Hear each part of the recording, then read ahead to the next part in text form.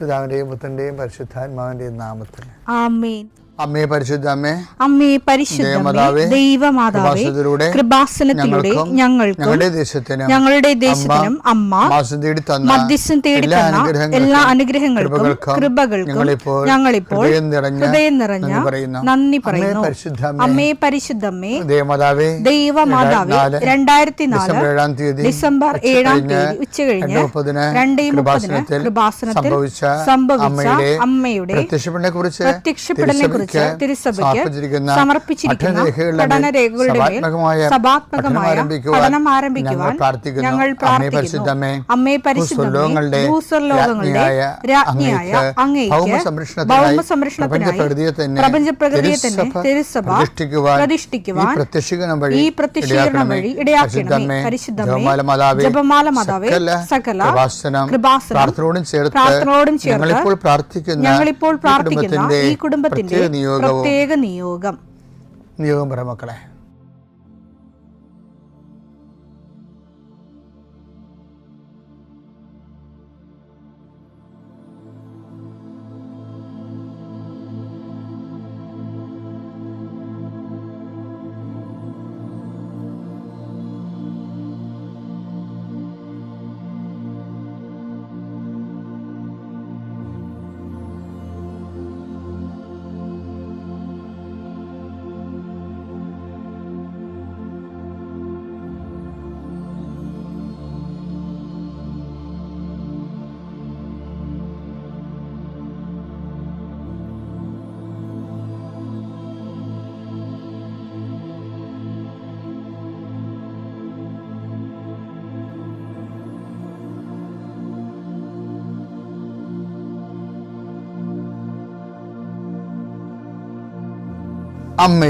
അമ്മയുടെ പ്രത്യക്ഷീകരണത്തിന്റെ ഈ അനുഗ്രഹവേളയിൽ ഞങ്ങൾക്ക് സാധിച്ചു തരുവാൻ കനിയണമേ. ആമേൻ. വിശ്വാസ പ്രമാണം. സർവശക്തനായ പിതാവും ആകാശത്തിന്റെയും ഭൂമിയുടെയും സൃഷ്ടാവുമായ ദൈവത്തിൽ ഞാൻ വിശ്വസിക്കുന്നു. അവിടുത്തെ ഏകപുത്രനും ഞങ്ങളുടെ കർത്താവുമായ ഈശോമിശിഹായിലും ഞാൻ വിശ്വസിക്കുന്നു. ഈ പുത്രൻ പരിശുദ്ധാത്മാവിനാൽ ഗർഭസ്ഥനായി കന്യകാമറിയത്തിൽ നിന്ന് പിറന്ന് പൊന്തിയോസ് പീലാത്തോസിന്റെ കാലത്ത് പീഡകൾ സഹിച്ച് കുരിശിൽ തറയ്ക്കപ്പെട്ട് മരിച്ച് അടക്കപ്പെട്ട് പാതാളങ്ങളിൽ ഇറങ്ങി മരിച്ചവരുടെ ഇടയിൽ നിന്ന് 3-ാം നാൾ ഉയർത്ത് സ്വർഗത്തിലേക്ക് എഴുന്നള്ളി സർവശക്തിയുള്ള പിതാവായ ദൈവത്തിന്റെ വലതുഭാഗത്തിരിക്കുന്നു.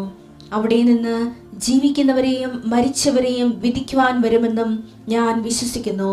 പരിശുദ്ധാത്മാവിലും ഞാൻ വിശ്വസിക്കുന്നു. വിശുദ്ധ കത്തോലിക്കാ സഭയിലും പുണ്യവാന്മാരുടെ ഐക്യത്തിലും പാപങ്ങളുടെ മോചനത്തിലും ശരീരത്തിന്റെ ഉയർപ്പിലും നിത്യമായ ജീവിതത്തിലും ഞാൻ വിശ്വസിക്കുന്നു. ആമേൻ. സ്വർഗ്ഗസ്ഥനായ ഞങ്ങളുടെ പിതാവേ, അങ്ങയുടെ നാമം പൂജിതമാകണമേ. അങ്ങയുടെ രാജ്യം വരണമേ. അങ്ങയുടെ തിരുമനസ് സ്വർഗത്തിലെ പോലെ ഭൂമിയിലും ആകണമേ. അന്നു വേണ്ടുന്ന ആഹാരം ഇന്ന് ഞങ്ങൾക്ക് തരണമേ. ഞങ്ങളോട് തെറ്റ് ചെയ്യുന്നവരോട് ഞങ്ങൾ ക്ഷമിക്കുന്നത് പോലെ ഞങ്ങളുടെ തെറ്റുകൾ ഞങ്ങളോടും ക്ഷമിക്കണമേ. ഞങ്ങളെ പ്രലോഭനത്തിൽ ഉൾപ്പെടുത്തരുതേ, തിന്മയിൽ ഞങ്ങൾ രക്ഷിക്കണമേ. ആമേൻ. നന്മ നിറഞ്ഞ മറിയമേ, സ്വസ്തി. കർത്താവ് അങ്ങയുടെ കൂടെ സ്ത്രീകളിൽ അങ്ങ് അനുഗ്രഹിക്കപ്പെട്ടവളാകുന്നു. അങ്ങയുടെ ഉദരത്തിൻ ഫലമായി ഈശോ അനുഗ്രഹിക്കപ്പെട്ടവനാകുന്നു. പരിശുദ്ധ മറിയമേ, തമ്പുരാന്റെ അമ്മേ, പാപികളായ ഞങ്ങൾക്ക് വേണ്ടി ഇപ്പോഴും ഞങ്ങളുടെ മരണസമയത്തും തമ്പുരാനോട് അപേക്ഷിക്കണമേ. ആമേൻ. കർത്താവേ, നിന്റെ ഉന്നതമായ നാമത്തിന് സ്തോത്രം ചെയ്യുന്നു. കർത്താവേ, നിന്റെ വിശുദ്ധ പൗരോഹിത്യത്തെ മഹത്വപ്പെടുത്തണമേ. കർത്താവെ, സഭയിലുള്ള സാന്നിധ്യം പ്രകടമാക്കണം. 40 വർഷം ഞാൻ അർപ്പിച്ച കൃപാനയുടെ യോഗ്യതയാണ്.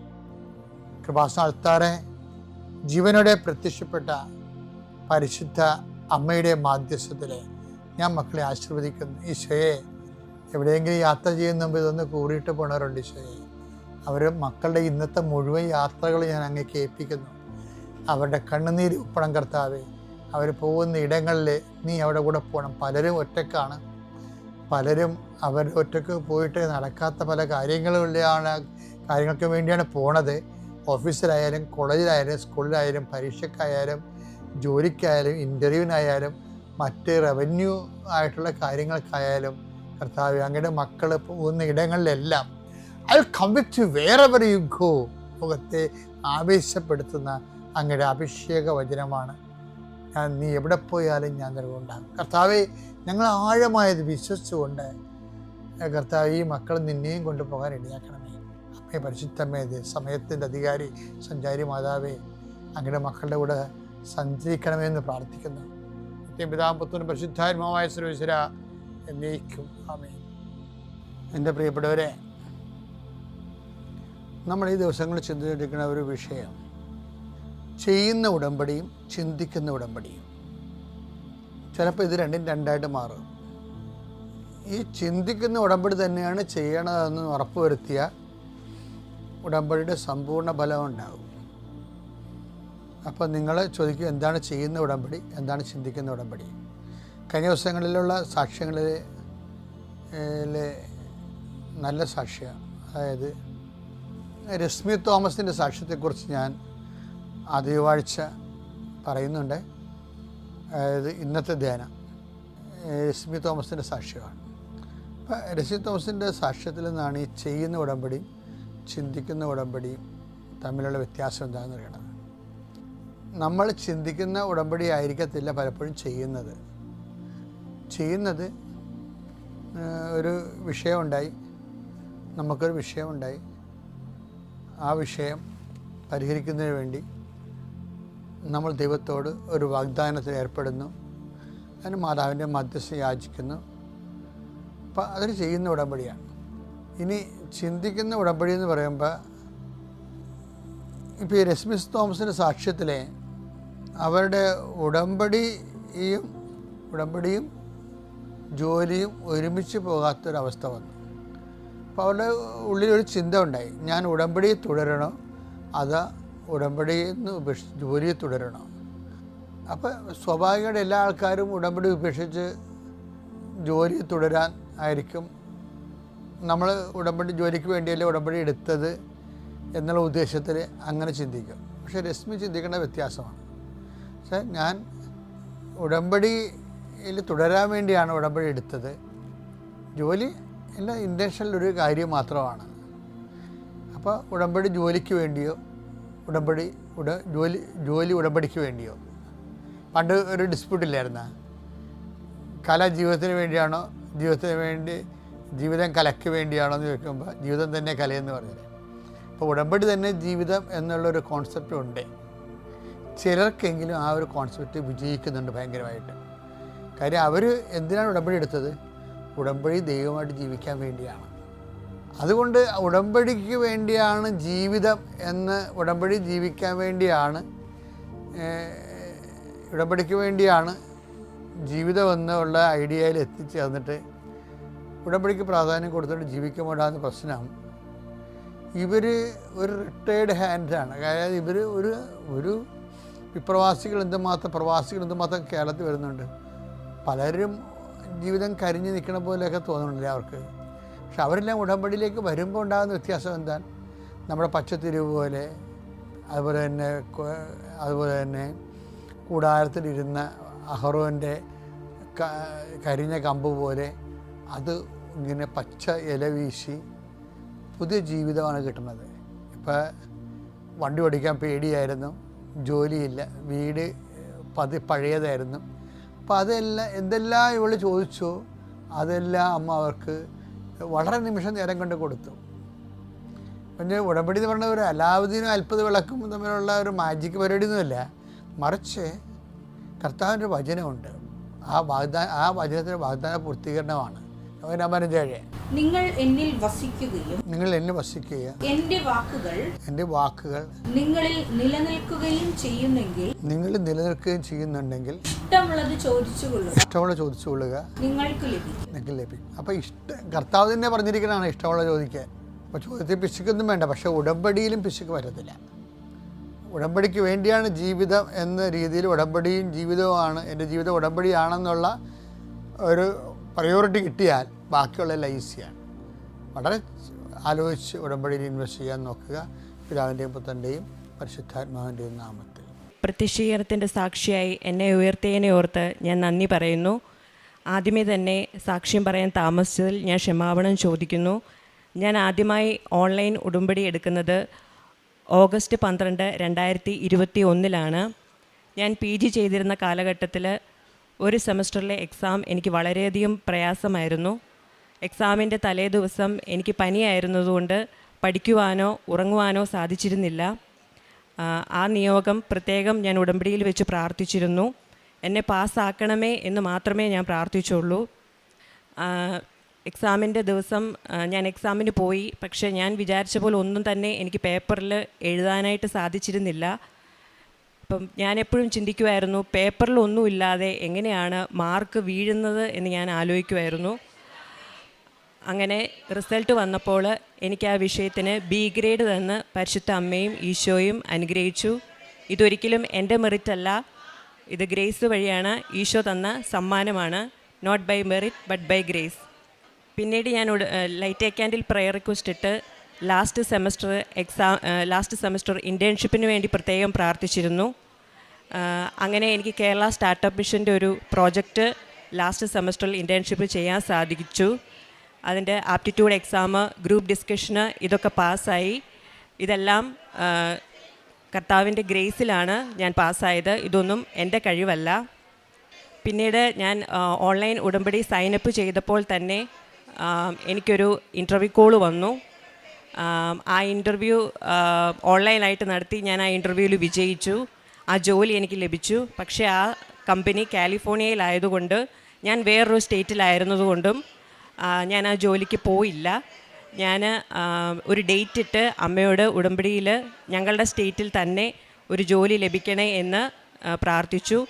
ഞാൻ ആ പ്രാർത്ഥിച്ച അതേ ഡേറ്റിൽ തന്നെ എനിക്ക് ആ ജോലിക്ക് ജോയിൻ ചെയ്യാൻ സാധിച്ചു. ഞാൻ പ്രാർത്ഥിച്ച ആ സെയിം ഡേറ്റ് തന്നെയായിരുന്നു ഓഫർ ലെറ്ററിൽ അമ്മ തന്നത്. അങ്ങനെ ആ ജോലി എനിക്ക് ലഭിച്ചു. ഈശോയ്ക്കും അമ്മയ്ക്കും 1000 നന്ദി. അതുപോലെ തന്നെ ഒരു ഭവനം ലഭിക്കുക എന്നുള്ള നിയോഗവും ഞാൻ ഉടമ്പടിയിൽ വെച്ചിരുന്നു. കോവിഡ് കാലത്ത് US ഒരു ഭവനം ലഭിക്കുവാൻ വളരെയധികം പ്രയാസമായിരുന്നു. ഒത്തിരി ഓഫറുകളൊക്കെ വെച്ചെങ്കിലും ഞങ്ങൾക്ക് നല്ല ഒരു ഭവനം ലഭിച്ചിരുന്നില്ല. അങ്ങനെ ഒരു ഓഫർ ഞങ്ങൾ വെച്ചു. ആ ഓഫർ അക്സെപ്റ്റബിളായി. ആ വീടിന് അമ്മയുടെ അടയാളമായ ഗ്രേ കളറായിരുന്നു. അതുപോലെ ആ വീടിൻ്റെ നമ്പർ 17 എന്നുള്ള സംഖ്യയായിരുന്നു. 7 എന്നുള്ളത് അമ്മയുടെ അടയാളമായി ഞാൻ കരുതപ്പെടുന്നു. അമ്മയ്ക്കും തിരുക്കുമാരനും 1000 നന്ദി പറയുന്നു. പിന്നീട് ഫിലാഡൽഫിയയിലെ തീർത്ഥാടന ഉടമ്പടി 2025 ഞാൻ വന്നെടുത്തിരുന്നു. അച്ഛന് ഫിലാഡൽഫിയയിൽ മരിയൻ ഉടമ്പടി ധ്യാനം നടത്തിയിരുന്നു. ആ ഉടമ്പടി ധ്യാനത്തിൽ ഞാൻ പങ്കെടുത്തിരുന്നു. അതിനുശേഷമാണ് എനിക്ക് US ഡ്രൈവിംഗ് ലൈസൻസ് ഉണ്ടായിരുന്നെങ്കിലും എനിക്ക് ഹൈവേയിൽ വണ്ടി ഓടിക്കാൻ ഒട്ടും തന്നെ ധൈര്യമില്ലായിരുന്നു. വലിയ ട്രക്ക് വണ്ടികളൊക്കെ വരുമ്പോൾ എനിക്ക് ഭയങ്കര ഭയമായിരുന്നു. അപ്പോൾ Philadelphia to Connecticut 4 hours drive ഉണ്ട്. ഞാൻ ഈ ഉടമ്പടി ധ്യാനം കൂടിക്കഴിഞ്ഞ് 4 hours നിർത്താതെ എനിക്ക് വണ്ടി ഓടിക്കാൻ സാധിച്ചു. അത് ഒരിക്കലും എൻ്റെ കഴിവുകൊണ്ടല്ല, പരിശുദ്ധ അമ്മയുടെയും ഈശോയുടെയും അനുഗ്രഹം കൊണ്ടാണ്. അതുപോലെ തന്നെ ഒരു ജീവിത പങ്കാളിയെ ലഭിക്കുക എന്നുള്ള നിയോഗവും ഞാൻ ഉടമ്പടിയിൽ വെച്ചിരുന്നു. ഞാൻ അമ്മയോട് അടയാളമായി ചോദിച്ചിരുന്നത് പരിശുദ്ധ അമ്മയുടെ നാമധേയത്തിലുള്ള ഒരു പള്ളിയിൽ നിന്നായിരിക്കണം എനിക്ക് വിവാഹ ആലോചന വരുന്നത് എന്നാണ് ഞാൻ ചോദിച്ച അടയാളം. അതുപോലെ തന്നെ പരിശുദ്ധ അമ്മയുടെ നാമധേയത്തിലുള്ള ഒരു പള്ളിയിൽ നിന്ന് എനിക്ക് ഒരു വിവാഹാലോചന വന്നു. എൻ്റെ നല്ലൊരു ജീവിത പങ്കാളിയെ തന്ന് പരിശുദ്ധ അമ്മയും ഈശോയും അനുഗ്രഹിച്ചു. ഉടമ്പടി ജീവിതത്തിൽ ഒത്തിരി മാറ്റങ്ങൾ കൊണ്ടുവരാൻ സാധിച്ചു. എല്ലാ ദിവസവും പ്രേക്ഷിത പ്രവർത്തനമായിട്ട് ഡെയിലി ബ്രെഡ് കാണുകയും അത് സ്റ്റാറ്റസ് ഇടുകയും ചെയ്തിരുന്നു. അതുപോലെ പ്രേക്ഷിത പ്രവർത്തനമായിട്ട് പത്രം, കൃപാസനം ന്യൂസ് ലെറ്റർ ഗ്രൂപ്പിൽ നിന്ന് പത്രം ലഭിക്കാറുണ്ട്. അത് ലഭിച്ചില്ല എങ്കിൽ ലൈബ്രറിയിലൊക്കെ പോയി പത്രം പോയി പ്രിൻ്റ് എടുത്ത് അതിൻ്റെ ഒപ്പം കൃപാസനം പ്രത്യക്ഷീകരണ പ്രാർത്ഥന അറ്റാച്ച് ചെയ്ത് ഉടമ്പടി തൈലം തേച്ച് ആ ഒരു ജപമാലയെങ്കിലും ആ പത്രം ലഭിക്കുന്ന വ്യക്തികൾക്ക് വേണ്ടി നിയോഗം വെച്ച് പ്രാർത്ഥിക്കാറുണ്ട്. എന്നിട്ടാണ് ആ പത്രം ഞാൻ കൊടുക്കാറുള്ളത്. ഏറ്റവും വെളിയിലുള്ള രാജ്യങ്ങളിൽ ഏറ്റവും ബുദ്ധിമുട്ടുള്ളൊരു കാര്യമാണ് പത്രം കൊടുക്കുക എന്നുള്ളത്. അപ്പം അതെല്ലാം പ്രാർത്ഥിച്ച് പത്രം ഞാൻ കൊടുത്തിരുന്നു. പിന്നീട് അനാഥാലയങ്ങളിലൊക്കെ പൈസ ഞാൻ കൊടുത്തിരുന്നു. അതുപോലെ തന്നെ ഹോംലെസ് ആയിട്ടുള്ള ആൾക്കാർക്ക് ഭക്ഷണം വാങ്ങിച്ച് കൊടുക്കാറുണ്ട്. എല്ലാ ദിവസവും ഡെയിലി ഹോളി മാസിന് എനിക്ക് പോകാൻ സാധിക്കാറുണ്ട്. സമ്പൂർണ്ണ ജപമാല എനിക്ക് ചൊല്ലാൻ സാധിക്കാറുണ്ട്. ഇതൊക്കെയാണ് ഉടമ്പടി ജീവിതത്തിൽ വന്ന മാറ്റങ്ങൾ. പേഴ്സണൽ ലൈഫിൽ എനിക്ക് പെട്ടെന്ന് ഒരു ദേഷ്യം വരുന്ന ഒരു സ്വഭാവം ഉണ്ടായിരുന്നു. അത് ഉടമ്പടിയിലൂടെ എനിക്ക് മാറി. പിന്നെ മറ്റുള്ളവർക്ക് വേണ്ടി പ്രാർത്ഥിക്കാനുള്ള ഒരു പ്രത്യേക കൃപ എനിക്ക് ലഭിച്ചു. ഇത്രയും അനുഗ്രഹങ്ങൾ തന്ന അമ്മയ്ക്കും തിരുക്കുമാരനും 1000 നന്ദി പറയുന്നു. എസെക്കിയേൽ പ്രവാചകൻ്റെ പുസ്തകം 11-ാം അധ്യായം 19-ാം തിരുവചനത്തിൽ, അവർക്ക് ഞാനൊരു പുതിയ ഹൃദയം നൽകും, ഒരു പുതിയ ചൈതന്യം അവരിൽ ഞാൻ നിക്ഷേപിക്കും, അവരുടെ ശരീരത്തിൽ നിന്ന് ശിലാഹൃദയം എടുത്തു മാറ്റി ഒരു മാംസള ഹൃദയം ഞാൻ കൊടുക്കും. ഡോണ മേരി റെജി USA-യിൽ നിന്ന് വന്ന് താൻ അവധിക്ക് വന്നപ്പോൾ ഇവിടെ വന്ന് ഉടമ്പടി പുതുക്കി തൻ്റെ ദൈവാനുഭവ സാക്ഷ്യങ്ങൾ ജനങ്ങളുടെ മുൻപിൽ സമർപ്പിക്കുകയാണ്. തനിക്ക് എങ്ങനെ ഒരു എക്സാം PG ചെയ്യുന്ന സമയത്ത് തനിക്ക് എങ്ങനെയാണ് ഒരു exam not by merit but by ഗ്രേസിൽ വിജയിക്കാൻ സാധിച്ചത്. തനിക്ക് അന്ന് സുഖമില്ലാതിരുന്നതൊക്കെ കൊണ്ട് ഒന്നും തന്നെ പഠിക്കാൻ സാധിച്ചില്ല. എന്നാൽ സാക്ഷ്യങ്ങളിലൊക്കെ കേൾക്കാറുണ്ട്, പരീക്ഷ എഴുതാതെ തന്നെ, അതായത് പരീക്ഷ പേപ്പറിലൊന്നും എഴുതാതെ എങ്ങനെ ഞങ്ങൾക്കതെല്ലാം തെറ്റിപ്പോയി എന്നൊക്കെ പറഞ്ഞ് കുട്ടികൾ ഓരോരുത്തരും അവരവരുടെ പരീക്ഷയെക്കുറിച്ച് പറയാറുണ്ട്. അപ്പോൾ ഈ മകൾ ഇതെങ്ങനെ സാധിക്കും എന്ന് വിചാരിച്ചു. അവിടെയാണ് അമ്മ ഈ മകൾക്ക് അനുഭവം കൊടുത്തത്. നിനക്കും ഇത് എങ്ങനെയാണ് ഞാൻ എൻ്റെ പുത്രനോട് നിങ്ങൾക്ക് വേണ്ടി പ്രാർത്ഥിച്ച് കൃപകൾ വർഷിക്കപ്പെടുക, എൻ്റെ തിരുക്കുമാരൻ നിങ്ങൾക്ക് വേണ്ടി എങ്ങനെയാണ് കൃപകൾ വർഷിക്കുക എന്ന് ഓരോരോ വ്യക്തികൾക്കും അമ്മ ബോധ്യപ്പെടുത്തി കൊടുക്കുകയാണ്. അങ്ങനെ തൻ്റെ യോഗ്യതയല്ല എന്ന് ഈ മകൾ ഇവിടെ ഏറ്റുപറയുന്നു. അതുപോലെ തന്നെ അതിന് B ഗ്രേഡാണ് അമ്മ നൽകിയത്. അതുപോലെ തന്നെ വീണ്ടും തൻ്റെ ഇൻ്റർവ്യൂ, അതിനുശേഷം തനിക്ക് ലഭിക്കുന്ന ജോലി, എല്ലാറ്റിലും ഓൺലൈൻ ഉടമ്പടി എത്രമാത്രം ഈ മകളെ ശക്തിപ്പെടുത്തി. അതിലൂടെയൊക്കെ തനിക്ക് പരിശുദ്ധ അമ്മയുടെ കരങ്ങൾ തന്നെ നടത്തിയതായിട്ട് ഈ മകൾക്ക് അനുഭവിക്കുവാൻ സാധിക്കുന്നു. പിന്നീട് തനിക്ക് അവിടെ കൊറോണ സമയത്തൊരു ഭവനം ലഭിക്കുക, അതുപോലെ തനിക്ക് അവിടെ വണ്ടി ഓടിക്കുവാൻ നാഷണൽ ഹൈവേയിൽ അതിനുള്ള ധൈര്യം, ജീവിത പങ്കാളി, തനിക്ക് അനുയോജ്യനായ ഒരു ജീവിത പങ്കാളി, അമ്മയോട് പറഞ്ഞതുപോലെ തന്നെ പരിശുദ്ധ അമ്മയുടെ നാമധേയത്തിലുള്ള ഒരു പള്ളിയിൽ നിന്ന്, അങ്ങനെയൊക്കെ പറയുമ്പോൾ നാം ഓരോ കാര്യങ്ങളും പറയുമ്പോൾ നമ്മുടെ ചെവിയോട് ചേർന്ന് നിന്ന് ഒരാൾ കേൾക്കാനുണ്ട്. എന്നിട്ട് അതൊക്കെ പുത്രനോട് പറഞ്ഞു കൊടുക്കുവാൻ, അതാണ് അമ്മയും പുത്രനും തമ്മിലുള്ള ബന്ധം. ഈ ഒരു ബന്ധത്തിൽ നാം കക്ഷി ചേരുകയാണ്, ദൈവവുമായിട്ടുള്ള ബന്ധത്തിൽ നമ്മെ കക്ഷി ചേർക്കുകയാണ്. അതാണ് ഉടമ്പടി എന്ന് പറയുന്നത്. അതൊരു ഉഭയകക്ഷി ബന്ധമാണ് ദൈവവും മനുഷ്യനും തമ്മിലുള്ള. ഇന്ന് എത്രയോ മക്കൾ ഈ അൾത്താരയിൽ പറയുന്നു, എൻ്റെ പേഴ്സണൽ ലൈഫ് ഇമ്പ്രൂവായി, എനിക്കെൻ്റെ വ്യക്തി ജീവിതത്തിൽ മാറ്റങ്ങൾ വന്നു, എൻ്റെ പ്രതികരണ സ്വഭാവം, അതായത് പെട്ടെന്ന് പ്രതികരിക്കുന്ന, ദേഷ്യപ്പെടുന്ന സ്വഭാവത്തിനൊക്കെ മാറ്റം വന്നു. ഇതൊക്കെ എങ്ങനെയാണ് സാധിക്കുക? ഇത്രയും നാളും നമുക്കിതിനൊന്നും കഴിഞ്ഞില്ലെങ്കിൽ എത്രമാത്രം കൗൺസിലിംഗ് സെൻറ്റേഴ്സ് ഉണ്ട്.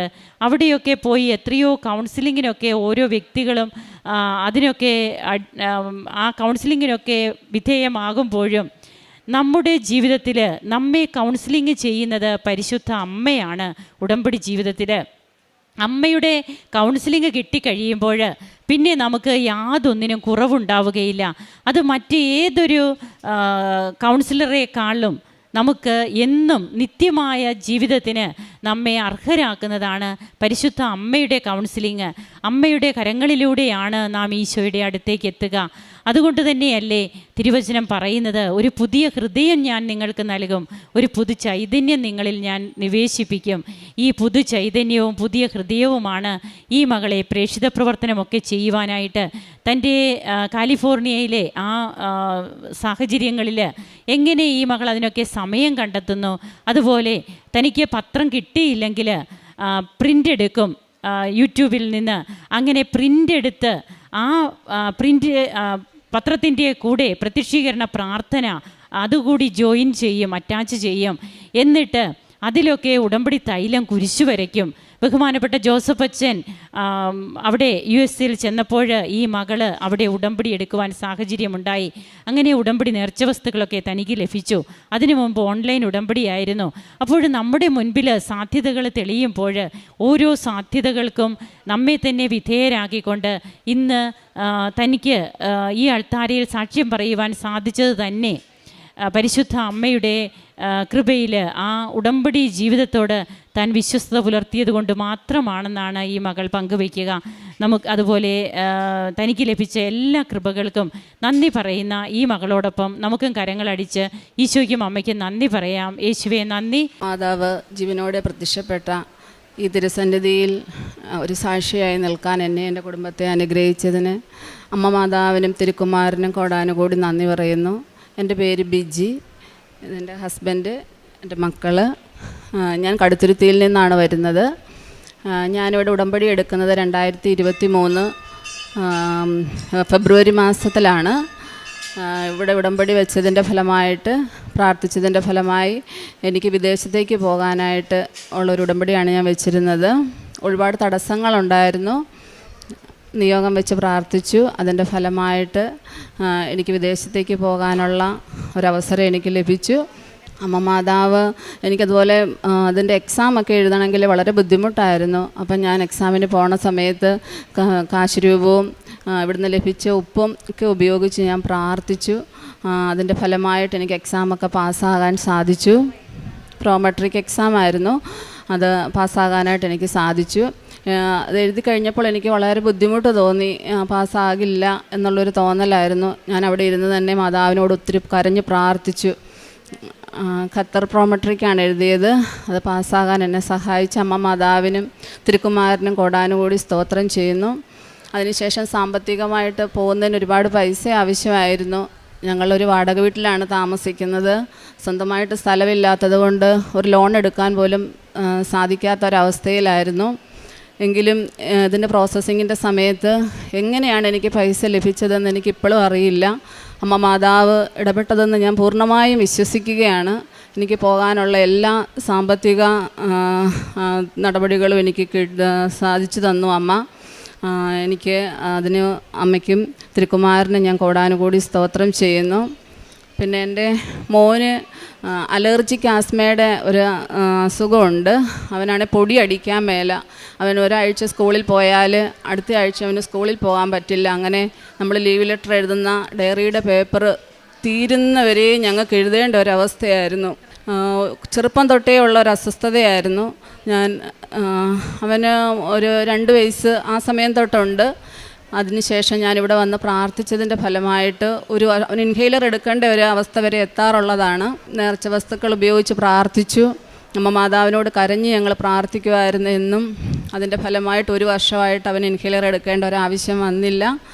അല്ലാതെ അമ്മ അവനെ പൂർണ്ണമായും അമ്മയുടെ ഇടപെടലിലൂടെ അവന് ലഭിച്ച സൗഖ്യത്തിന് അമ്മ മാതാവിനും തിരുക്കുമാരനും കോടാനുകൂടി നന്ദി പറയുന്നു.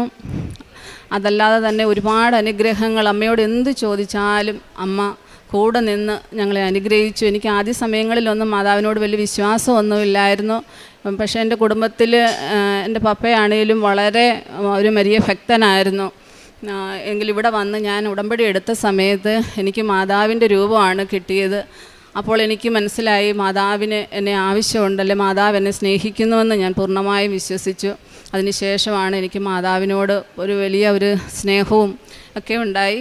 അതെൻ്റെ ജീവിതത്തിൽ മാതാവ് എനിക്ക് അനുഭവമാക്കി തന്നു. അതിന് അമ്മയ്ക്കും തിരുക്കുമാരനും കോടാനുകൂടി നന്ദി പറയുന്നു. കാരുണ്യപ്രവർത്തനം, ഞാനൊരു നേഴ്സാണ്.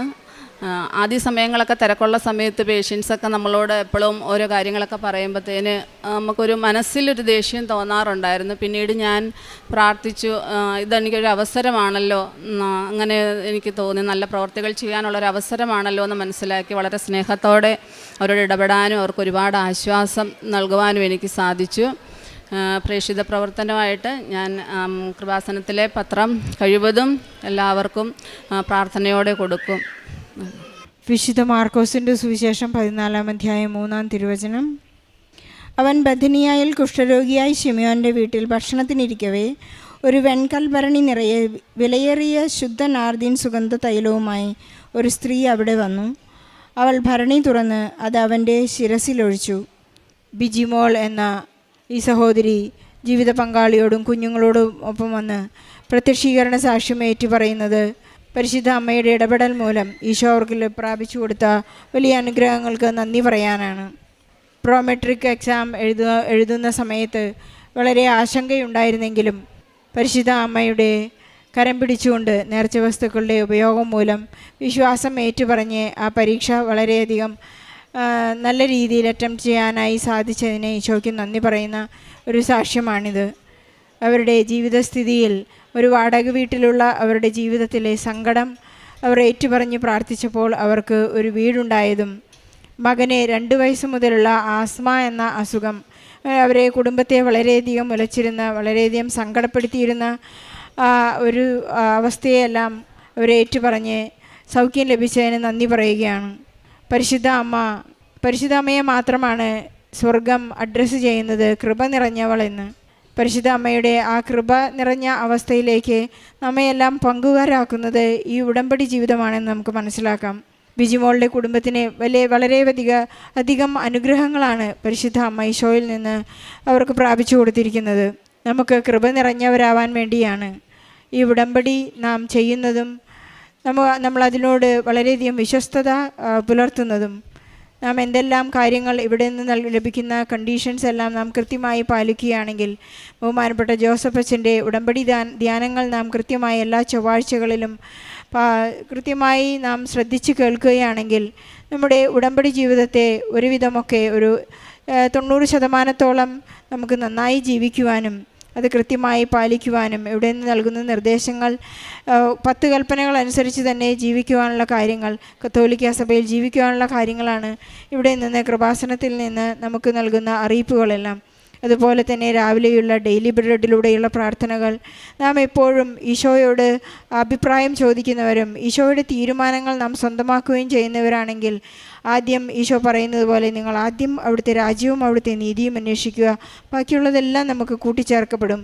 ഈ സ്ത്രീ വന്ന് ഈശോയുടെ കാലിൽ സുഗന്ധം നിറച്ചപ്പോൾ, സുഗന്ധം പൂശിയപ്പോൾ അവിടെ നിന്ന് ഉയർന്നു വന്ന ആ ഒരു സുഗന്ധം പോലെയാണ് നമ്മുടെ വിശ്വാസ ജീവിതം. നമ്മുടെ വിശ്വാസ ജീവിതത്തിലൂടെ ഒരുപാട് മക്കൾക്ക് നാം വിശ്വാസം കൈമാറാനും മറ്റുള്ളവരെ ഈശോയിലുള്ള സ്നേഹം ആഴപ്പെടുത്താനും സാധിക്കുന്നെങ്കിൽ നമ്മുടെ ഈ ഉടമ്പടി ജീവിതം കത്തിപ്പടരുന്നുണ്ടെന്ന് നമുക്ക് മനസ്സിലാക്കാം.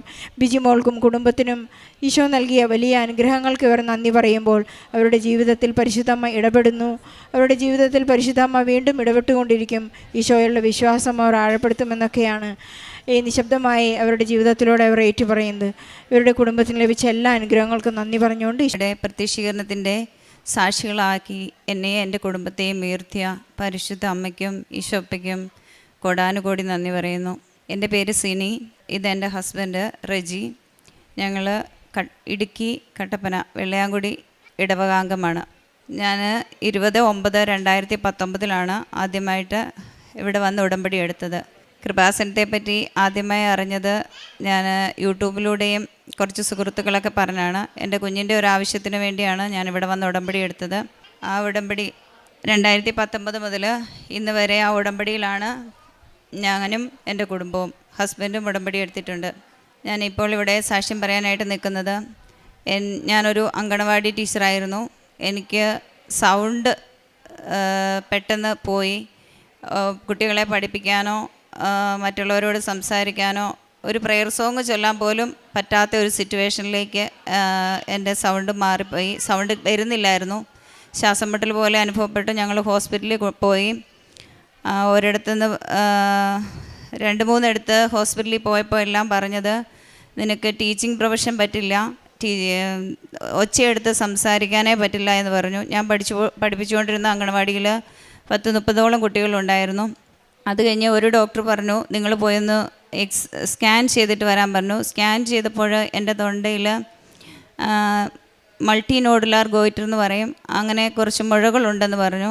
അവിടെ നിന്ന് അവർ FNAC ഒരു ടെസ്റ്റിനായിട്ട് എന്നെ വേറൊരു ഹോസ്പിറ്റലിലേക്ക് വിട്ടു. അവിടെ ചെന്ന് എൻ്റെ തൊണ്ടയിൽ നിന്ന് ഈ മുഴയിൽ നിന്ന് കുത്തിയെടുത്ത് പരിശോധിച്ചപ്പോൾ അവർ പിറ്റേ ആഴ്ച റിസൾട്ട് പറയാമെന്ന് പറഞ്ഞു. സർജൻ്റെ അടുത്ത് പിറ്റേ ആഴ്ച റിസൾട്ടിന് ചെന്നപ്പോൾ അവർ പറയുന്നു, അത് ആ പരിശോധന ക്ലിയർ ആയില്ല, അതുകൊണ്ട് വീണ്ടും കുത്തിയെടുക്കണം, അടുത്ത ആഴ്ച നമുക്ക് സർജറിയും കൂടെ ചെയ്യാമെന്നൊക്കെ പറഞ്ഞു. ഇത് കേട്ട് എനിക്കും എൻ്റെ ഫാമിലിക്കും എല്ലാവർക്കും പേടിയായി. ഞങ്ങൾ ഉടനെ തന്നെ ഉടമ്പടിയിലായിരിക്കുന്നത് കൊണ്ട് തന്നെ ഞങ്ങൾ പരിശുദ്ധ അമ്മയുടെ അടുത്ത് വന്ന് ഇവിടെ വന്ന് ഞാൻ എൻ്റെ സങ്കടങ്ങൾ അമ്മയോട് പറഞ്ഞു. അതുപോലെ തന്നെ അവിടെ ചെന്ന് ഞാൻ എൻ്റെ ഈ മെഡിക്കൽ സർട്ടിഫിക്കറ്റുകൾ കാണിച്ചു. അപ്പോൾ ഡോക്ടേഴ്സ് എന്നോട് പറഞ്ഞിട്ടുണ്ടായിരുന്നു, തനിക്ക് ഒരിക്കലും ഇനി പഠിപ്പിക്കാനായിട്ട്, അതായത് കുറേ കാലത്തേക്കെങ്കിലും താൻ പഠിപ്പിക്കരുത് എന്ന് പറഞ്ഞിട്ടുണ്ടായിരുന്നു. എൻ്റെ കൂട്ടുകാർ പലരും വിദേശത്തൊക്കെ ജോലി ചെയ്യുന്നുണ്ട്. അപ്പോൾ ഞാൻ എൻ്റെ പാസ്പോർട്ട് എന്താണേലും കയ്യിലെടുത്തു. എങ്ങോട്ട് പോകണമെന്നോ എങ്ങനെയെന്നോ ഒന്നും ചിന്തിച്ചില്ല. ഈ പാസ്പോർട്ട് കയ്യിലെടുത്തിട്ടുണ്ടായിരുന്നു. ഇപ്പം ഞാൻ എൻ്റെ മെഡിക്കൽ സർട്ടിഫിക്കറ്റ് അവിടെ കാണിച്ചപ്പോൾ അച്ഛനെ കാണാൻ അനുവാദം തന്നു. അച്ഛനെ കാണാൻ ഇവിടെ വന്ന സമയത്ത് എൻ്റെ ഈ മെഡിക്കൽ സർട്ടിഫിക്കറ്റുകളുടെ കൂടെ തന്നെ പാസ്പോർട്ടും ഇരുന്നു. ഞാൻ മനസ്സിലിങ്ങനെ ചിന്തിച്ചു, ഞാൻ എന്താണേലും ആദ്യം ഇത് അച്ഛനോട് ഇത് പറയുന്നില്ല. എൻ്റെ രോഗത്തിൻ്റെ അവസ്ഥ അച്ഛൻ കണ്ടിട്ട് അച്ഛൻ എന്ത് പറയുന്നോ, അച്ഛൻ ഈ പാസ്പോർട്ട് എങ്ങനെയും കയ്യിലെടുക്കുകയാണെങ്കിൽ മാതാവിന് ഇഷ്ടമുണ്ട്, ഞാൻ പുറത്തേക്ക് പോകാനോ അല്ലെങ്കിൽ മറ്റൊരു ജോലിക്കോ മാതാവ് എന്നെ അനുഗ്രഹിക്കുമെന്ന് ഞാൻ വിശ്വസിച്ച് ഞാനിവിടെ തരുന്നു. ഇവിടെ മുട്ടുകുത്തി നിന്ന് പ്രാർത്ഥിച്ചു. അച്ഛൻ എൻ്റെ മെഡിക്കൽ സർട്ടിഫിക്കറ്റുകൾ എല്ലാം കൊണ്ടുപോയി അമ്മയുടെ അടുത്തും ഈശോയുടെ കാൽക്കലും എല്ലാം സമർപ്പിച്ച് പ്രാർത്ഥിച്ചു. തിരിച്ചു വന്നു. അച്ഛൻ ഈ പാസ്പോർട്ടൊന്നും നോക്കിയില്ല. അച്ഛൻ എന്നെ ബ്ലെസ് ചെയ്തു. എൻ്റെ തൊണ്ടയിലെല്ലാം മൊത്തം സൈത്ത് പൂശി പ്രാർത്ഥിച്ചു. അതിനുശേഷം അച്ഛൻ 2-3 പേരുടെ അടുത്തേക്ക് അപ്പുറത്തേക്ക് പോയിട്ട് തിരികെ വന്ന് എന്നോട് ചോദിച്ചു, ഈ പാസ്പോർട്ട് ആരുടെയാണെന്ന് ചോദിച്ചു. അപ്പോൾ ഞാൻ പറഞ്ഞു, അച്ഛാ എൻ്റെയാ. എന്തിനു വേണ്ടിയാണ് നീ ഇത് തരുന്നതെന്ന് കൊണ്ടുവന്നതെന്ന് ചോദിച്ചു. ഞാൻ പറഞ്ഞു, അച്ഛാ ഇങ്ങനെ എൻ്റെ സൗണ്ട് മൊത്തം പോയി, അതിന് എനിക്ക് പഠിപ്പിക്കാൻ പറ്റത്തില്ല, ഞാനിങ്ങനെ ഒരു അംഗൻവാടി ടീച്ചറാണ്, എനിക്ക് പഠിപ്പിക്കാൻ പറ്റില്ലെന്നാണ് ഡോക്ടർ പറഞ്ഞേക്കുന്നത്. എനിക്ക് മറ്റെന്തെങ്കിലും ജോലി പുറത്തേക്ക് പോകണം എന്ന് ആഗ്രഹമുണ്ട്, എനിക്ക് എന്തെങ്കിലും ഒരു ജോലി വേണം അച്ഛാന്ന് പറഞ്ഞു. അറിയാതെ ഞാൻ അപ്പോൾ വായി വന്നത് ഇസ്രായേൽ എന്നുള്ള ഒരു രാജ്യത്തിൻ്റെ പേരായിരുന്നു. ഇസ്രായേൽ എന്ന് പറഞ്ഞു. ഞാനിങ്ങനെ അച്ഛനോട് പറഞ്ഞു. അച്ഛൻ ആ പാസ്പോർട്ട് കയ്യിലെടുത്തു. വീണ്ടും അച്ഛൻ പ്രാർത്ഥിച്ചു. അതേൽ സൈത്ത് പൂശി കുരിശ് വരച്ച് എൻ്റെ കയ്യിൽ തിരിച്ചു തന്നു. ഞാൻ അവിടുന്ന് പോകാൻ നേരം ഞാൻ ആ ക്യൂവിൽ ഏറ്റവും അവസാനം ഇറങ്ങിയത്. അപ്പം ഞാൻ ഈ പാസ്പോർട്ട് ജസ്റ്റ് അച്ഛനെ ഇങ്ങനെ ഒന്ന് കാണിച്ചു. എന്നോട് തോളെ തട്ടുവോ അങ്ങനെയൊന്നും പറയാത്തതുകൊണ്ട് ഞാനിങ്ങനെ ഓർത്തു, എന്താണെങ്കിലും അച്ഛനെ എടുക്കണം എന്നായിരുന്നു ഞാൻ ആഗ്രഹിച്ചിരുന്നത്. അത് അച്ഛനെ എടുത്ത് എനിക്ക് ബ്ലെസ് ചെയ്ത് തന്നു. അപ്പോൾ ഞാൻ ഇങ്ങനെ കാണിച്ചപ്പോൾ അച്ഛൻ അവിടെ ഇരുന്ന് ചിരിച്ചുകൊണ്ട് തലയാട്ടി. ഞാൻ അങ്ങ് പോവുകയും ചെയ്തു. അത് കഴിഞ്ഞ് തിരികെ ഞാൻ ഹോസ്പിറ്റലിൽ ചെന്ന് സ്കാൻ ചെയ്തിട്ട് കുത്തിയെടുക്കണം, സ്കാൻ ചെയ്തുകൊണ്ട് എൻ്റെ തൊണ്ടയിൽ നിന്ന് ഈ കുത്തിയെടുക്കണം എന്നായിരുന്നു, ഈ ഫ്ലൂയിഡ് കുത്തിയെടുക്കണമെന്നായിരുന്നു ഡോക്ടേഴ്സ് അവസാനം എൻ്റെ അടുത്ത് പറഞ്ഞിരുന്നത്. അത് പേടിച്ചാണ് ഞാനിവിടെ ആദ്യം വന്ന് അച്ഛൻ്റെ ബ്ലെസ്സിങ് മേടിച്ചത്. അപ്പം ഞാൻ ചെന്നിട്ട് ഡോക്ടറിനെ കണ്ടപ്പോൾ ഡോക്ടർ പറഞ്ഞു, അവിടെ ഇതൊന്നും സംഭവമായിട്ടൊന്നും കാണുന്നില്ല, പഴയ സ്കാനിങ് പോലെ ഒന്നും കാണുന്നില്ല, ഇതിനൊരു ഓപ്പറേഷനും വേണ്ട, FNACയുടെ ടെസ്റ്റും ചെയ്യണ്ട എന്ന് പറഞ്ഞു. എൻ്റെ സൗണ്ടിന് എൻ്റെ വേറെ യാതൊരു ആരോഗ്യ പ്രശ്നങ്ങളും എനിക്കിപ്പോൾ ഇല്ല. ഒരു സർജറിയും കൂടാതെ എൻ്റെ സൗണ്ട് തിരികെ തന്ന ഈശോപ്പയ്ക്കും പരിശുദ്ധ അമ്മയ്ക്കും കോടാനുകോടി നന്ദി പറയുന്നു. അതുപോലെ തന്നെ എൻ്റെ പാസ്പോർട്ട് അച്ഛനെടുത്ത് ബ്ലെസ് ചെയ്ത് തന്നതിന് ശേഷം ഞാൻ ഇസ്രായേൽ എന്ന് പറഞ്ഞതുകൊണ്ട് എനിക്ക് ഇസ്രായേലിലേക്ക് പോകാനായിട്ട് സാധിച്ചു. എൻ്റെ പേപ്പർ ഭാഗങ്ങളെല്ലാം പെട്ടെന്ന് റെഡിയായി. ഞാൻ പോയി ഒരു ക്ലാസ് ബോംബെ കൂടി. അവിടുത്തെ ഇൻ്റർവ്യൂ ഒക്കെ ഫസ്റ്റ് ടൈം തന്നെ എല്ലാ കാര്യങ്ങളും, എല്ലാ പേപ്പറുകളും, എൻ്റെ മെഡിക്കലും എല്ലാ പേപ്പറുകളും, എല്ലാ കാര്യങ്ങളും എനിക്ക് പെട്ടെന്ന് ഒരു 6 മാസത്തെ പോലും നീട്ടമില്ലാതെ തന്നെ എനിക്ക് ഇസ്രായേലിൽ എത്തിച്ചേരാൻ സാധിച്ചു. 2024 ഡിസംബർ 1-ാം തീയതി ഞാൻ അവിടെ, നവംബർ 30-ാം തീയതി ഞാൻ അവിടെ എത്തി. 2-ാം തീയതി ഞാൻ ജോലിയിൽ പ്രവേശിച്ചു. 2026 ഏപ്രിൽ 23-ന് ഞാനിവിടെ തിരിച്ച് ലീവിന് വന്ന് തന്നെ അമ്മയുടെ അടുത്ത് വന്ന് ഉടമ്പടി പുതുക്കിയിട്ടാണ് ഞാൻ പോയത്. അന്ന് എൻ്റെ കയ്യിൽ 1-2 രേഖകൾ, ഈ മെഡിക്കൽ സംബന്ധമായിട്ടുള്ള കാര്യങ്ങളില്ലാത്തതുകൊണ്ടാണ് അന്ന് ഞാൻ സാക്ഷ്യം പറയാഞ്ഞത്. ഇപ്പോൾ ഞാൻ ജൂൺ 8-ന് തിരിച്ച് ഞാൻ ഇസ്രായേലിലേക്ക് പോവുകയാണ്. എനിക്ക് ഇസ്രായേലിൽ പോകുവാനും കെയർടേക്കറായി ജോലി ചെയ്യുവാനും ഒക്കെ അനുഗ്രഹം തന്ന ഈശോപ്പയ്ക്കും പരിശുദ്ധ അമ്മയ്ക്കും കോടാനുകോടി നന്ദി പറയുന്നു. എൻ്റെ മോൻ എഡ്വിൻ, അവൻ്റെ കാര്യത്തിന് വേണ്ടിയായിരുന്നു ഞാൻ ആദ്യം പരിശുദ്ധ അമ്മയുടെ തിരുനടയിൽ വന്നത്. അവന് ഹാർട്ടിന് ഒരു ഹോളുണ്ടായിരുന്നു, ഞങ്ങൾ അറിഞ്ഞില്ല, അറ്റ് ബർത്തിലുണ്ടായിരുന്നതാണ്. ഇതാണ് മോൻ എഡ്വിൻ.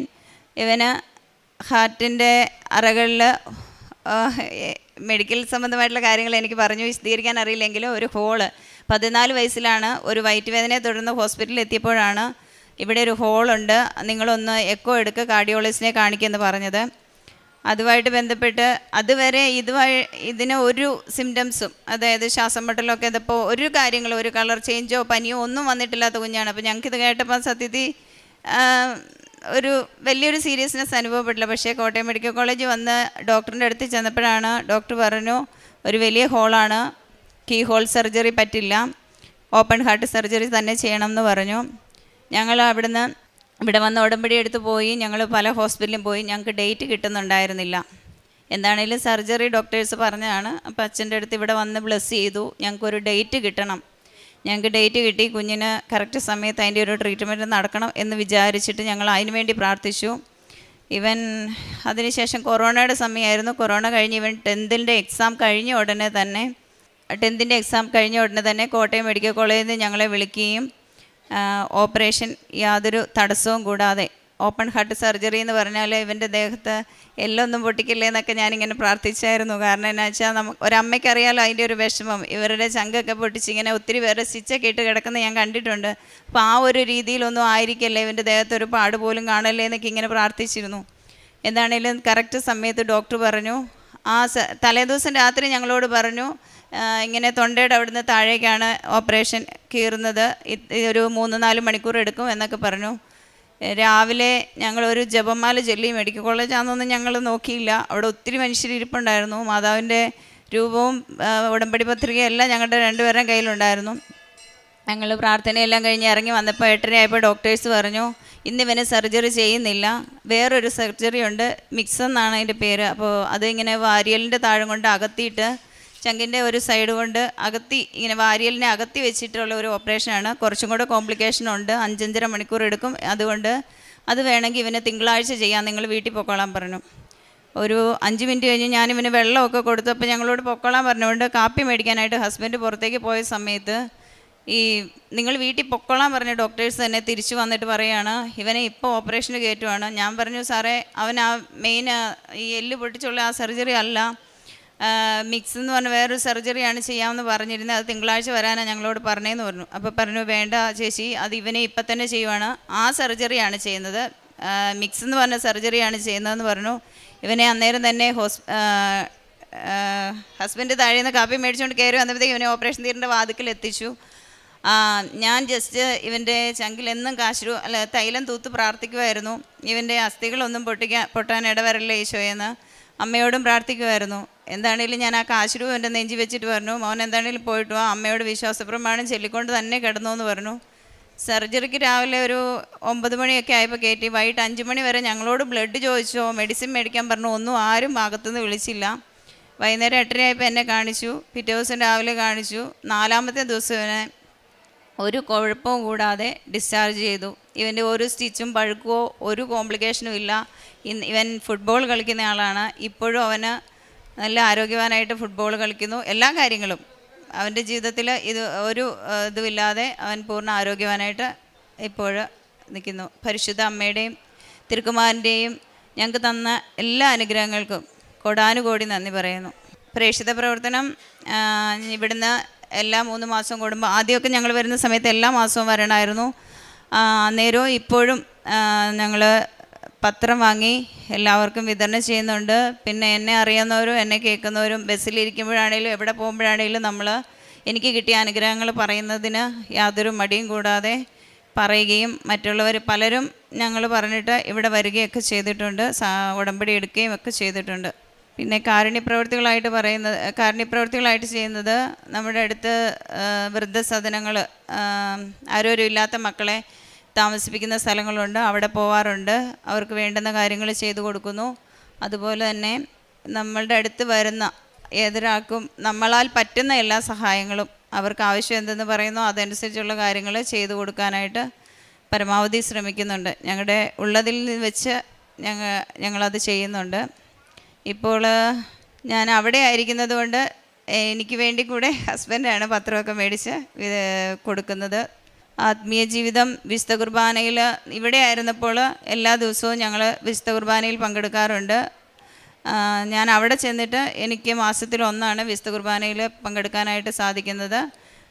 അവിടെ കുമ്പസാരവും വിശുദ്ധ കുർബാനയുണ്ട്. അവിടെ പ്രെയർ കാര്യങ്ങളെല്ലാം ഒത്തിരി നമ്മുടെ കൃപാസന മാതാവിൻ്റെ ഒരു ഗ്രൂപ്പ് തന്നെയുണ്ട്. അമ്മയുടെ ഉടമ്പടി എടുത്ത മക്കൾ അവിടെ ഉണ്ട്. പ്രാർത്ഥനയിൽ എല്ലായ്പ്പോഴും തന്നെ പങ്കെടുക്കാനായിട്ട് സാധിക്കുന്നു. കുർബാന മാസത്തിൽ ഒന്നേ ഉള്ളൂ. ഹസ്ബൻഡ് എല്ലാ ദിവസവും ദിവ്യബലിയിൽ പങ്കെടുക്കുന്നു. മക്കൾ സാധിക്കുന്ന ദിവസങ്ങളിലെല്ലാം പോകുന്നുണ്ട്. സന്ധ്യാപ്രാർത്ഥനയും ഉണ്ട്. ജപമാല എല്ലാ ദിവസവും ഞങ്ങൾ എത്തിക്കാറുണ്ട്. ഞാൻ അവിടെയാണെങ്കിലും ഞാൻ ഗ്രൂപ്പായിട്ട് ഞങ്ങൾ ഗൂഗിൾ മീറ്റ് വഴിയൊക്കെ ജപമാല ചൊല്ലി പ്രാർത്ഥിക്കുന്നു. സ്വന്തമായിട്ടും ജപമാല ചൊല്ലി പ്രാർത്ഥിക്കുന്നുണ്ട്. പരിശുദ്ധ അമ്മയ്ക്കും തിരുക്കുമാരനും കോടാനുകോടി നന്ദി പറയുന്നു. ഞങ്ങളുടെ ജീവിതത്തിൽ കൂടുതൽ ദൈവവിശ്വാസത്തിൽ ആഴപ്പെടാനായിട്ട് സാധിച്ചു. ഇനിയും മുന്നോട്ട് ഈ ഉടമ്പടിയിൽ തന്നെ ആയിരിക്കാനും മരണം വരെ ഈ ഉടമ്പടിയിലായിരിക്കുവാൻ വേണ്ടി ഞങ്ങൾ ആഗ്രഹിക്കുന്നു. അതിനുവേണ്ടി പരിശുദ്ധ അമ്മയോട് മാധ്യസ്ഥം യാചിക്കുന്നു. ഈശോയോ ഞങ്ങൾക്ക് തന്ന എല്ലാ അനുഗ്രഹങ്ങൾക്കും ഈശോയ്ക്കും പരിശുദ്ധ അമ്മയ്ക്കും ഒരിക്കൽ കൂടി നന്ദി പറഞ്ഞുകൊണ്ട് കർത്താവിൽ ആനന്ദിക്കുക. അവിടുന്ന് നിൻ്റെ ആഗ്രഹങ്ങൾ സാധിച്ചു തരും. നിൻ്റെ ജീവിതം കർത്താവിനെ ഭരമേൽപ്പിക്കുക. കർത്താവിൽ വിശ്വാസം അർപ്പിക്കുക. അവിടുന്ന് നോക്കിക്കൊള്ളും. സങ്കീർത്തനം 37:4-5 വചനങ്ങളാണ്. ഉടമ്പടി ഒരു വിളിയാണ്, ഒരു തിരഞ്ഞെടുപ്പാണ്, ദൈവത്തോടുള്ള ഒരു വിശ്വാസ സമർപ്പണമാണ് ഉടമ്പടി. കർത്താവിൽ ആനന്ദിക്കാനും അവിടുത്തോട് ചേർന്ന് നിന്ന് ജീവിതം മുന്നോട്ട് നയിക്കുവാനുമുള്ള ഒരു ആത്മീയതയിലേക്കുള്ള ഒരു വിളിയാണ് ഉടമ്പടി. നമ്മുടെ എല്ലാ പ്രശ്നങ്ങളും, അതായത് ഇന്നത്തെ കാലത്തിനനുസരിച്ചുള്ള വിഷമങ്ങൾ, 2004 ഡിസംബർ 7 പരിശുദ്ധ അമ്മ ഇവിടെ വന്നപ്പോൾ ദുരന്തം വരാൻ പോകുന്നു എന്ന ഒരു വിഷയവുമായിട്ടാണ്, ഒരു മെസ്സേജുമായിട്ടാണ് അമ്മ ഇവിടെ വന്നത്. ആ ദുരന്തങ്ങൾ നമുക്കറിയാം, അത് കഴിഞ്ഞ് എന്തൊക്കെ ദുരന്തങ്ങൾ വന്നു.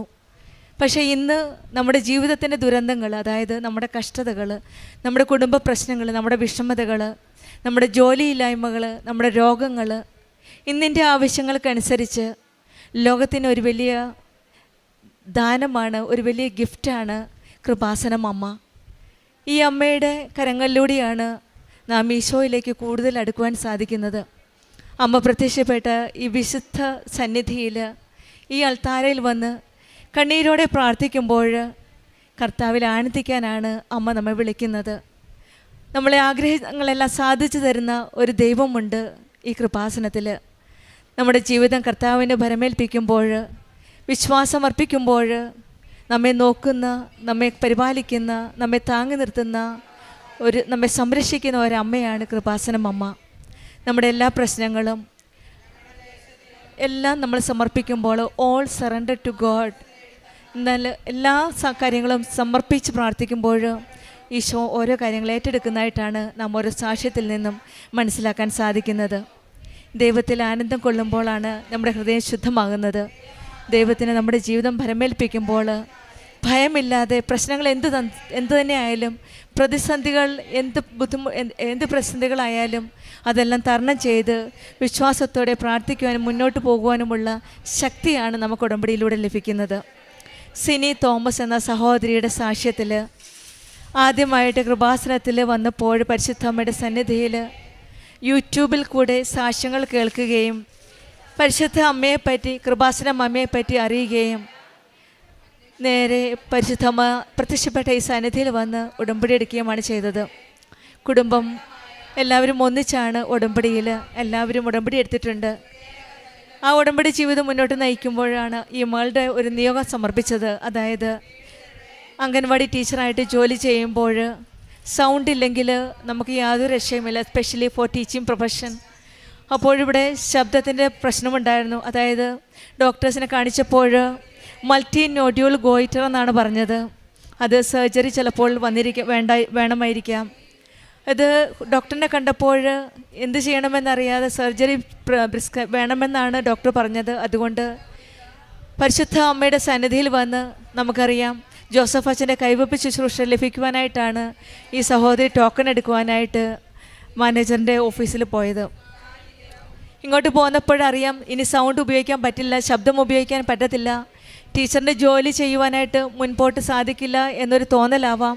ഒരുപക്ഷെ ഈ മകള് ഒരു പാസ്പോർട്ടും കൂടെ കയ്യിൽ പിടിച്ചുകൊണ്ടാണ് അച്ഛനെ കാണാനുള്ള ടോക്കൺ എടുക്കാൻ വന്നത്. ഒരു ടോക്കണേ ലഭിക്കുകയുള്ളൂ. അതുകൊണ്ട് എമർജൻസി ആയിട്ടുള്ളത് തൊണ്ടയിലെ പ്രശ്നമാണ്.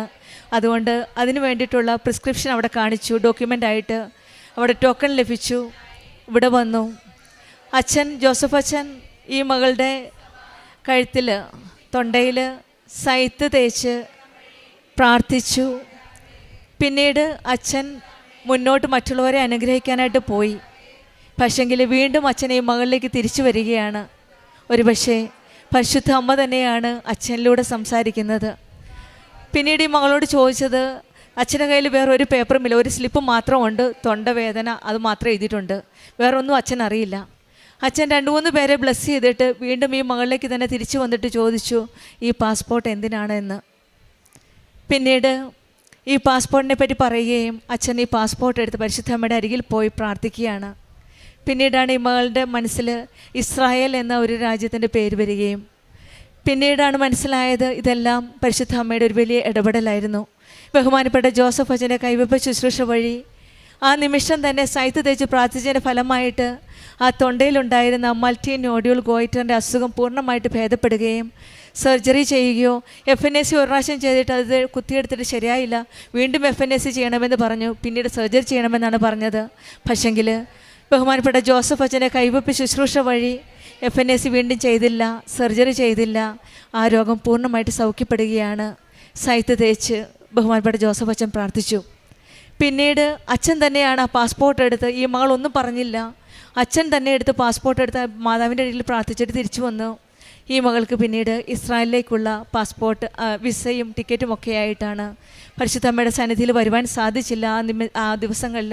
അതുകൊണ്ട് ഇപ്പോൾ അവധിക്ക് വന്നപ്പോൾ പെട്ടെന്ന് തന്നെ എത്രയും പെട്ടെന്ന് പരിശുദ്ധ അമ്മയുടെ സന്നിധിയിൽ വന്ന് ഉടമ്പടി പുതുക്കി ഇന്ന് സാക്ഷ്യപ്പെടുത്തുവാനായിട്ടാണ് പരിശുദ്ധ അമ്മയുടെ പ്രത്യക്ഷീകരണത്തിൻ്റെ സാക്ഷിയായിട്ട് അമ്മയുടെ സന്നിധിയിൽ വന്നിരിക്കുന്നത്.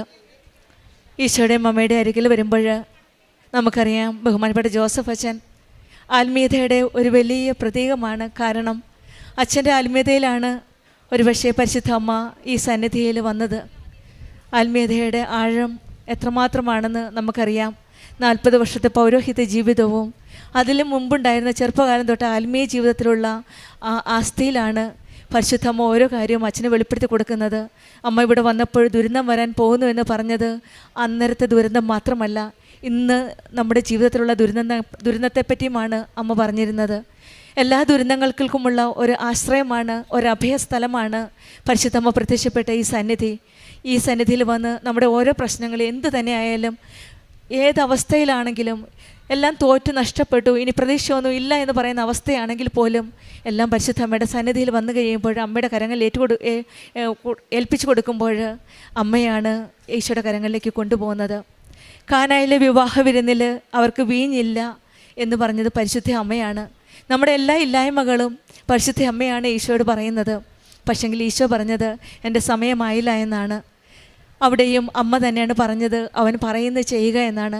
സമയച്ചുരുക്കത്തിൻ്റെ അമ്മയാണ്, സമയമാകാത്ത സമയമാക്കിയ അമ്മയാണ് അവിടെ.